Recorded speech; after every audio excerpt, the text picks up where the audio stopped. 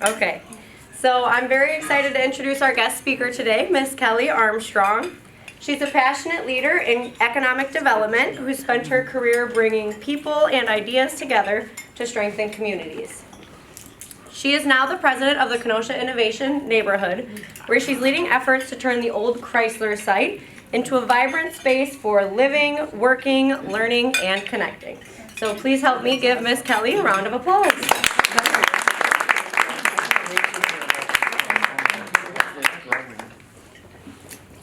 Good afternoon. How is everyone today? Good. Good. How am I? Is there a spot? You're good. Am I You're standing good. here? It'll follow you. Okay. I did not know I was going to be videotaped, but that's all right. Happy Friday. I'm happy to be here. I think it's always helpful to start with just a little bit. Everybody always wants to know, are you from here? Did you grow up here? Where are you from? All that thing. So I'm actually a military brat. I grew up in the area of Louisville, Kentucky after I moved around quite a bit when I was young. And so Louisville's my home. That's where my family and friends are. That's where I went to school, all that jazz. I've done economic development in Iowa, Kentucky, and Wisconsin. I've been in Wisconsin for about 9 years. And I started in Milwaukee for 2 years working for the State Economic Development Corporation, WEDC. And then I was 5 years in the greater Green Bay area running economic development there. And now I have 1 year. We bought our house May 31st last year. Excuse me. So I'm very excited to be here in Kenosha. I think it's a lovely community. I'm not just saying that, like we moved, we're here. And we really enjoy it. I have 4 children, one's still at home with me, and a lovely partner who some of you have met. So let me tell you about the organization.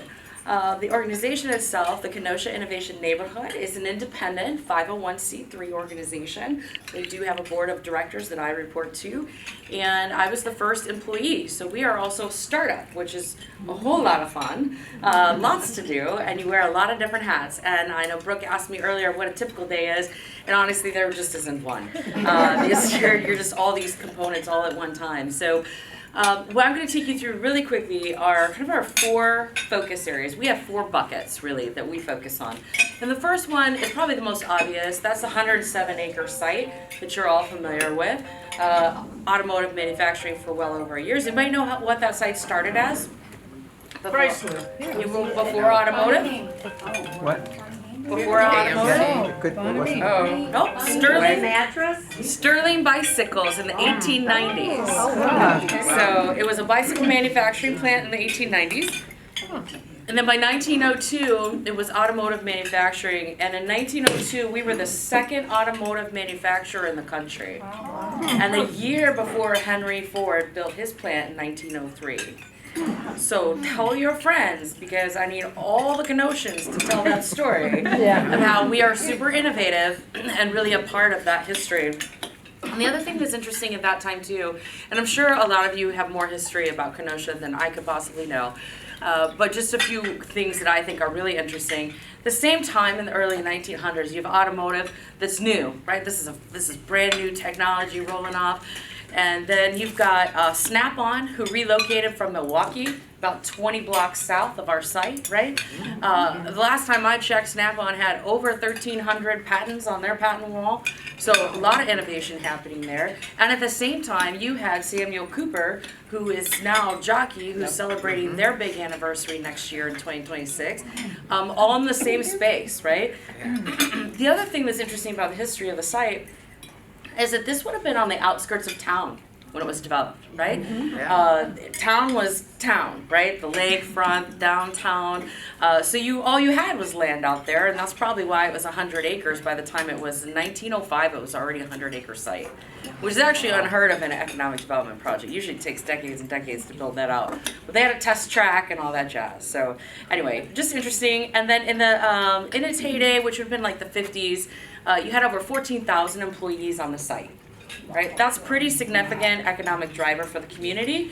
And then I heard somebody mention the Bonnie Haynes site. The Bonnie Haynes site is actually across, adjacent to the north and the west. And that's about a 29-acre site that is still vacant today. That was post-World War II low-income housing. and then was taken down at some point. Somebody here can probably tell me when that was taken down. I don't know the answer to that. But I imagine those will go simultaneously with our development as well. So our first bucket, 107 acres, is to develop the 107 acres into the Kenosha Innovation Neighborhood.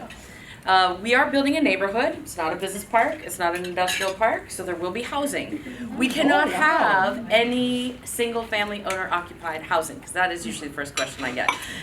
It has to do a lot with how things were funded and some different things, but what we will have is 800 to 1,100 rental units across all incomes. There will be market rate, there will be income inclusive housing. It'll just be a whole spectrum of different kind of housing that is on the site. We'll have townhomes, which will have a lower density, and we'll also have multifamily residential that'll have several floors of residential. So a little bit of mix of everything. But the idea is that you live there, you work there, and you play there, right? So we want the coffee shops, the pizza shops, the Italian joints, right? I think you gotta have one on every corner here. And definitely a pizza place, right?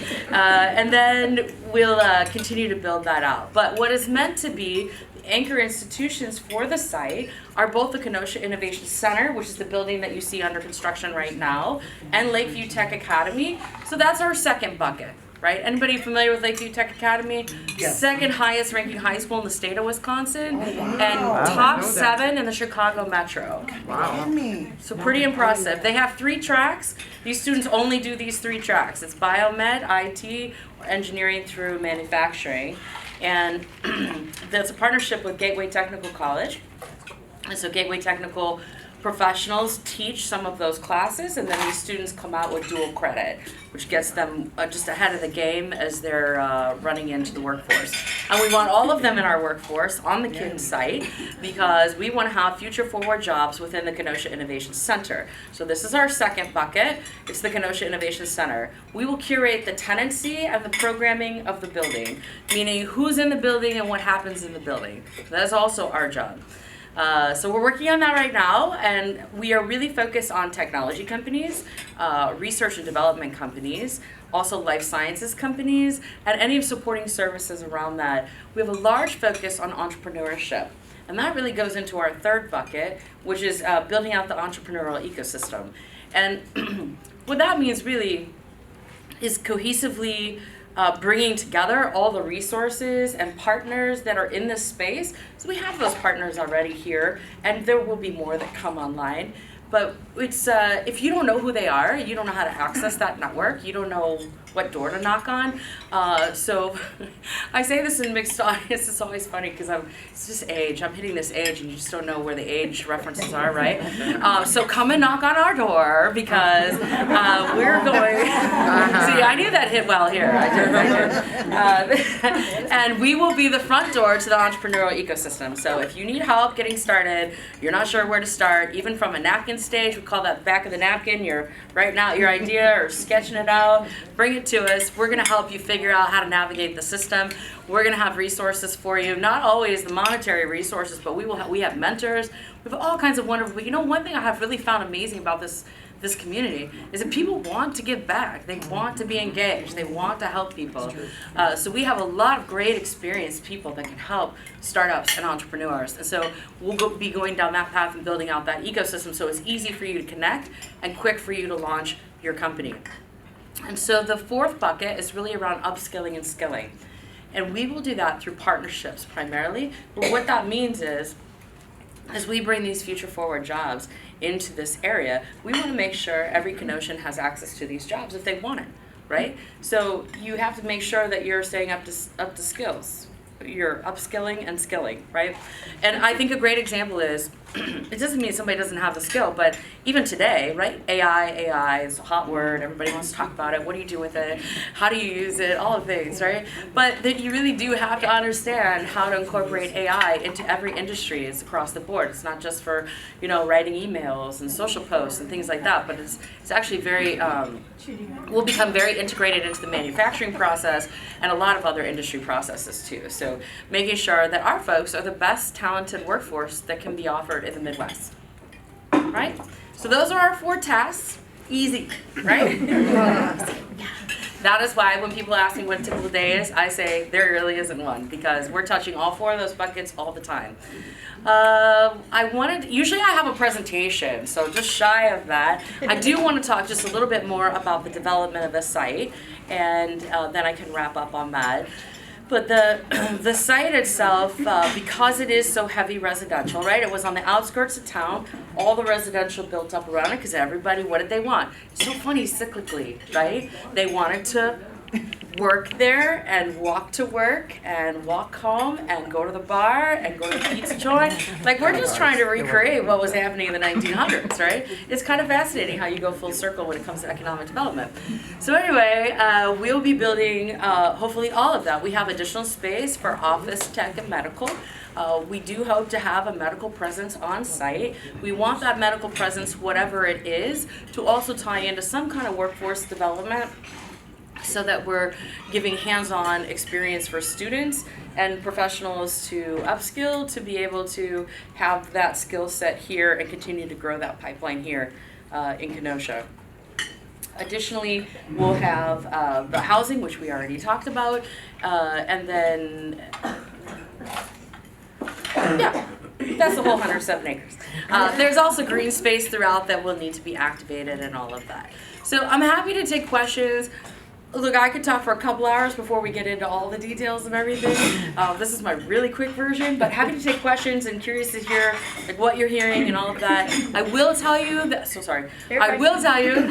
that we are having the public grand open the doors for tours. Will be October 1st. You'll see more information coming out about that, but we're very excited to have the building open, because as you've been driving by it, wondering what is it, what's going in there, you can come see for yourself, because it's a beautiful building and really a great asset for the community and for the region. Brooke, you had a question. Yes, I did. So when you're talking about encouraging entrepreneurship and things like that, the first nonprofit that came to mind was like WIBIC. So are you guys going to be providing, your clientele or people who are coming in looking for help, saying, here's resources offered at WIBIC, here's resources offered at CABA, here's resources offered at the chamber, or are you guys going to try and do all of that in-house? Oh heavens, I'm one person, so no. And actually I just hired our first person besides me, so we are a very small team. So no, we don't want to do everything ourselves. We don't need to do everything ourselves. We're also not looking to replicate anything that already exists in the market. There's no need for that, right? The services that we will offer entrepreneurs is that component of like kind of navigating them through the system. We will offer additional services that nobody else is offering, but that's why we're going to offer what we offer, because we don't want to replicate what they're doing. WIBIC is a tremendous organization, great asset. I was just emailing with Heather this morning, and that's exactly what we would do. You would come to us and say, hey, I have this idea. Or you could be an existing business and say, hey, we need help, we're struggling here, or we need help with marketing, or how do I attack social media because I'm not doing a good job there, right? And then we would connect you with the right resources to do that. If that's a mentor, if it's a program or a grant that the state offers, if it's a WIBIC, if it's the SPDC, it's whatever. So it's kind of our job to understand what the whole landscape is and really bring that together and make that seamless for folks. Awesome. Thank Yeah, you. thanks. Yes. I have 2 questions. You're doing the main site where they're building the school and everything. Are you developing, I think it's called the Bonnie Haynes property? So the Bonnie Haynes site is separate. It's privately owned. It's a 29-acre site. We are not developing that site. Okay. Mm-hmm. And the other one is, do you know about UW Extension? Yes. Yeah. Okay. And their community development. Yes. Sydney. Is it Sydney? We work at the extension office. Yes. They've done a really nice job of putting together a website, actually. Savannah. Mm-hmm. Savannah. Yeah. Can you go back and delete that? No, Savannah's lovely. We've met a few times, and I know she's working very hard and worked very hard to put this website together. There's a lovely website they put together that actually showcases a lot of the resources for people. I think the biggest challenge for somebody starting a business is, well, 1, it's a very lonely journey, right? But 2, like, where do you start? You start talking to your friends. You throw the idea to your family, but if your friends and family aren't in that network of how do you get capitalized, how do you get this, how do you get a business plan, how do I put my finances together, that doesn't really help, right? So you gotta be able to make sure you got the right network going, and that's all it is. It's about getting you into the network quicker, faster, revenue generating. That's the goal. Yes. Are you working with the Kenosha County Job Center and things that they offer? So not directly, but only because right at the moment we don't have jobs to offer. Right, That's yeah, the goal. But as far as seeing what the community needs? Yeah, so when we bring the tenants in the building, is one opportunity for folks to have jobs, and then another opportunity will be as we build these different developments with developers, and they will bring the jobs in, then people will have access to those jobs as well. Okay. But our focus is really around business and the entrepreneurship side, but really business focused. And I think there's a lot of questions about some of these new things that have come online that are focused around students and community outreach and social services and all of that. And I would just clarify that our focus is really around business. Thank you so much. All right, thanks so much.